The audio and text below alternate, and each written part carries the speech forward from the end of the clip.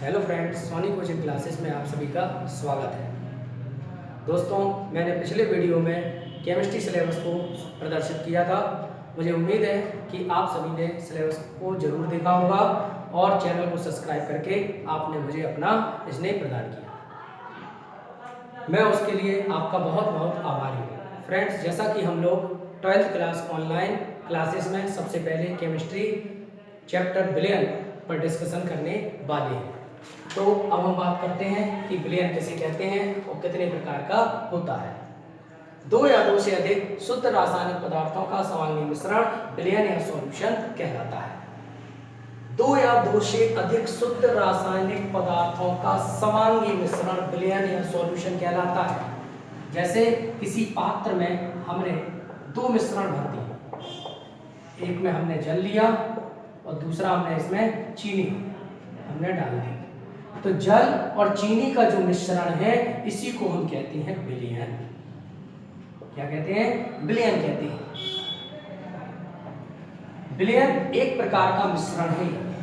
विलयन एक प्रकार का मिश्रण है। इस विलयन का कोई रासायनिक संगठन नहीं होता है। इसका कोई रासायनिक संगठन नहीं होता है। विलयन का जो रासायनिक संगठन होता है वो इसमें उपस्थित अवयवों पर निर्भर करता है। यानी अवयवों पर निर्भर करता है और इसके अवयव होते हैं दो, विलेय और विलायक। ठीक है दोस्तों, घटक संख्या की दृष्टि के आधार पर हम बात करते हैं कि विलयन कितने प्रकार के होते हैं। घटक संख्या की दृष्टि के आधार पर विलयन कई प्रकार के होते हैं, जैसे द्विअंगी विलयन, त्रिअंगी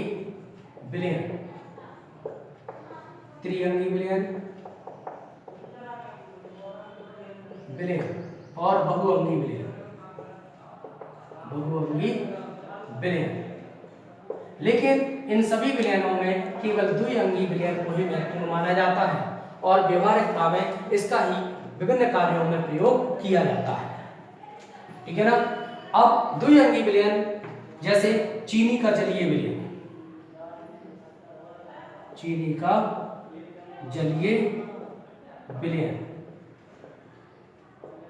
नमक का जलीय विलयन,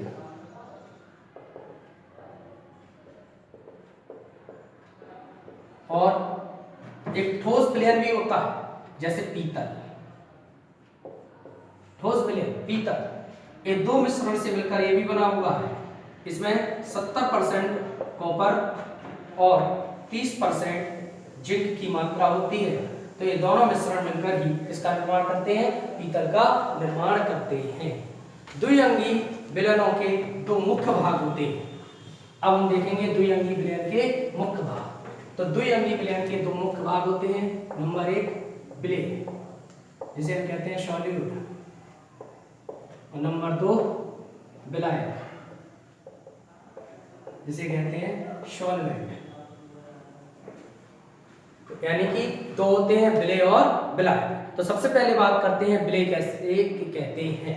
विलयन का वह घटक जिसकी मात्रा अपेक्षाकृत कम होती है। विलयन का वह घटक जिसकी मात्रा अपेक्षाकृत कम होती है उसे क्या कहते हैं? विलेय कहते हैं। और विलयन का वह घटक जिसकी मात्रा अपेक्षाकृत अधिक होती है उसे हम क्या कहते हैं? विलायक कहते हैं। जैसे एक एग्जाम्पल के तौर पर देखते हैं कि हमने एक पात्र लिया, उस पात्र में हमने एक विलयन भर दिया। इस विलयन में जल है और चीनी है, ठीक है ना। तो इसमें जल की मात्रा अधिक है, इसलिए जल क्या है? विलायक। और जिसकी मात्रा कम है वो क्या है? विलेय।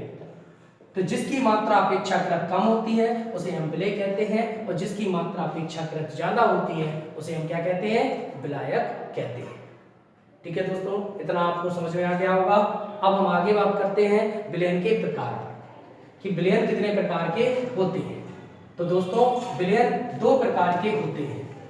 नंबर एक सांद्रता के आधार पर विलयन के प्रकार, और नंबर दो भौतिक अवस्था के आधार पर विलयन के प्रकार। तो सबसे पहले बात करते हैं सांद्रता के आधार पर विलयन के प्रकार। तो सांद्रता के आधार पर विलयनों को 5 भागों में डिवाइड किया गया है। नंबर 1 तनु विलयन, तनु विलयन। नंबर 2 सांद्र विलयन। नंबर 3 संतृप्त विलयन। और नंबर 4 असंतृप्त विलयन। और नंबर 5 अति संतृप्त विलयन। ठीक है ना। तो ये 5 प्रकार के विलयन होते हैं। नंबर 1 तनु विलयन, इसे हम लोग कहते हैं डाइल्यूट सॉल्यूशन। क्या कहते हैं? डाइल्यूट सॉल्यूशन, तनु विलयन। तो इसको परिभाषित कैसे करेंगे हम तनु विलयन को, कि वह विलयन जिसमें विलय की मात्रा अपेक्षाकृत कम होती है, यानी कि वह विलयन जिसमें विलय की मात्रा अपेक्षाकृत कम होती है वो तनु विलयन कहलाता है। जैसे तनु HCl, तो इसमें HCl की मात्रा कम होगी तो विलयन हमारा तनु बनेगा। दूसरा है सांद्र विलयन, इसे कंसंट्रेट सॉल्यूशन कहते हैं, यानी कि वह विलयन जिसमें विलय की मात्रा अपेक्षाकृत अधिक होती है उसे हम क्या कहते हैं? सांद्र विलयन कहते हैं। जैसे सांद्र HCl, ठीक है ना। तो इसमें HCl की मात्रा अधिक होगी तो इसलिए विलयन कौन सा कहलाएगा? सांद्र विलयन कहलाता है।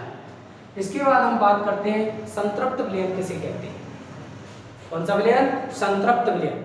वे विलयन जिसमें विलय की और अधिक मात्रा को नहीं घोला जा सकता है, वे विलयन जिसमें विलय की और अधिक मात्रा को नहीं घोला जा सकता है वो कहलाते हैं संतृप्त विलयन।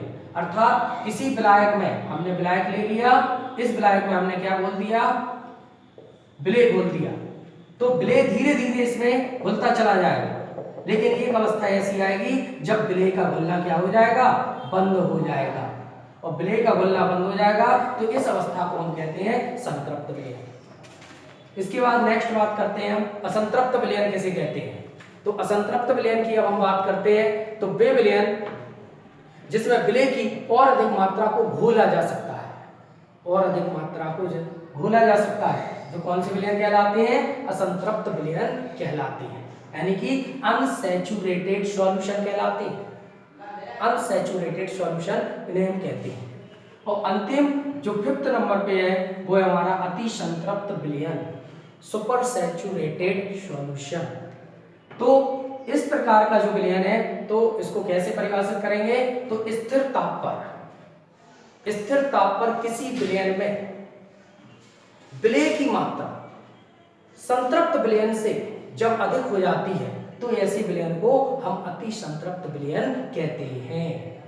स्थिर ताप पर, ठीक है ना, जब किसी विलयन में विलय की जो मात्रा होती है वो संतृप्त विलयन से अधिक हो जाती है तो ऐसे विलयन को हम अति संतृप्त विलयन कहते हैं। जैसे सोडियम थायोसल्फेट, सोडियम थायोसल्फेट के जो क्रिस्टल होते हैं, क्रिस्टल, तो सोडियम थायोसल्फेट यानी कि NaHSO3, यह सोडियम थायोसल्फेट। जब सोडियम थायोसल्फेट के क्रिस्टल को हम गर्म करते हैं और जब गर्म करने पर इसे जल में डालते हैं तो ये जल में स्वयं ही विलय होकर एक अति संतृप्त विलयन बना देते हैं। तो इस प्रकार हमने देखे कि 5 प्रकार के विलयन होते हैं सांद्रता के आधार पर। अब हम बात करते हैं भौतिक अवस्था के आधार पर विलयन के प्रकार। तो भौतिक अवस्था के आधार पर दोस्तों विलयन 9 प्रकार के होते हैं जो आपके सामने यहाँ पर प्रदर्शित है। तो इसमें हम देखते हैं 9 प्रकार कौन कौन से हैं। इसमें विलय एक कॉलम में, दूसरे में विलायक, फिर दोनों विलय और विलायक से बनने वाला जो प्रकार होगा वो विलयन का प्रकार कहलाता है। और इसके कुछ एग्जाम्पल्स आपके सामने दिए हुए हैं। तो दोस्तों हमें एक चीज याद रखनी है यहाँ पर कि विलायक की जो दशा हम देख रहे हैं कि मैंने तीनों ही अवस्थाओं में गैस गैस गैस दिया हुआ है, तो यहाँ पर जो विलयन का प्रकार बनेगा वो आपका गैसीय अवस्था कहलाएगा। जब विलायक को हमने द्रव अवस्था में लिया है तो द्रव अवस्था प्राप्त होती है, और जब विलायक को हम ठोस अवस्था में लेते हैं तो हमें ठोस अवस्था प्राप्त होती है। तो हम इसके 9 प्रकार बड़े आसानी से बना सकते हैं। बहुत ही इजी ट्रिक है, कोई आपको याद नहीं करना है, बस आपको थोड़ा सा दिमाग पे ध्यान देना है, जोड़ डालना है और आपको ये चीज बहुत अच्छी तरह से समझ में आ जाएगी। कि विलय, तो विलय में आप देखिए मैंने सीक्वेंस बनाया है, गैस द्रव ठोस, गैस द्रव ठोस, गैस द्रव ठोस बनाया ना। तो हम सबसे पहले देखते हैं गैस, तो विलय हमारा गैस और विलायक गैस। तो जब गैस और गैस होगा तो इसका एग्जाम्पल होगा हमें वायु, क्योंकि वायु विभिन्न गैसों का मिश्रण है ना। सेकंड है विलय हमारा द्रव और विलायक हमारा कौन सा है, गैस। तो द्रव और गैस को जब हम आपस में मिलाते हैं तो जो गैसीय मिश्रण रेडी होगा वो भी आपका एक जल वाष्प इसका एग्जाम्पल होगा। जल वाष्प दोस्तों आप लोग जानते हो, जब हम जल को गर्म करते हैं तो जो वाष्प बनती है वो जल वाष्प है।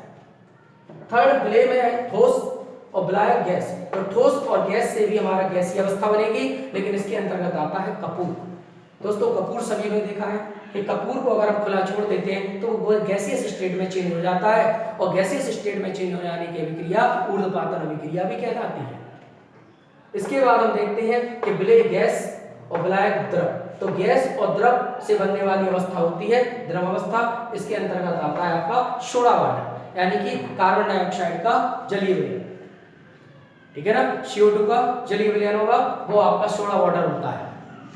नेक्स्ट है इसमें द्रव और द्रव। तो द्रव और द्रव से द्रव अवस्था बनती है, इसमें एल्कोहल का जलीय विलयन है। एल्कोहल भी जल है और जल भी आपका एक लिक्विड ही है, तो दोनों का आपस में मिश्रण एक विलयन बनेगा जिसे हम एल्कोहल का जलीय विलयन कहते हैं। इसके बाद नेक्स्ट है विलय आपका ठोस है और विलायक इसमें द्रव है। तो ठोस और द्रव मिलकर जो द्रव अवस्था प्राप्त होगी वो शक्कर का जलीय विलयन यानी चीनी का जलीय विलयन कहलाता है, क्योंकि शक्कर यहाँ पे आपकी ठोस है और जल द्रव है। तो इस प्रकार बना हुआ विलयन हमारा जलीय विलयन चीनी का जलीय विलयन कहलाता है।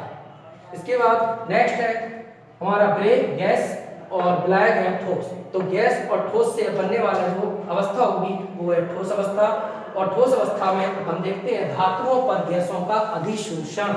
धातु यहाँ पर पैलेडियम धातु है और यहाँ पर गैस हमारी हाइड्रोजन है। तो पैलेडियम धातु पर हाइड्रोजन गैस का अधिशोषण हो रहा है, तो यहाँ पर जो ठोस अवस्था में प्राप्त होगी। इसके बाद विलय द्रव और विलायक ठोस। तो द्रव और ठोस से बनने वाली अवस्था ठोस अवस्था से बनेगा यहाँ पर सिल्वर अमलगम। और इसके बाद हाइड्रेटेड भी आते हैं, जैसे कि CuSO4 यानी कि कॉपर सल्फेट का जलीय विलयन। और अंतिम जो लास्ट है वो विलय है हमारा ठोस और विलायक यहाँ पर है ठोस। तो ठोस और ठोस अवस्था ही बनेगी, और इस ठोस अवस्था से दो या दो से अधिक धातुओं के समांगी मिश्रण तैयार होते हैं, जैसे कि पीतल, जो मैं अभी पहले बता चुका हूँ कि पीतल दो धातुओं का समांगी मिश्रण है, जिसमें हमने आपको बताया था कि 70% इसमें कॉपर है और 30% इसमें क्या है, जिंक, ठीक है ना। इस पीतल एक मिश्रित धातु है, और इस मिश्रित धातु को आप याद अच्छी तरह से कर सकते हैं। इसकी एक ट्रिक होती है पिताजी, ठीक है ना। तो पिताजी में पी से बना हुआ है पीतल और ता से बना हुआ है तांबा, जिसे आप लोग कॉपर कहते हैं, और जी मतलब होता है जिंक, ठीक है ना। तो तांबा और जिंक इक्वल क्या बन गया, पीतल का निर्माण हो जाता है। ठीक है दोस्तों, मुझे उम्मीद है कि आप लोगों को मेरा ये टॉपिक जरूर पसंद आया होगा, और पसंद आया हो तो मेरे चैनल को आप सब्सक्राइब करें और मुझे अपना आभार प्रकट करें। Thank you very much.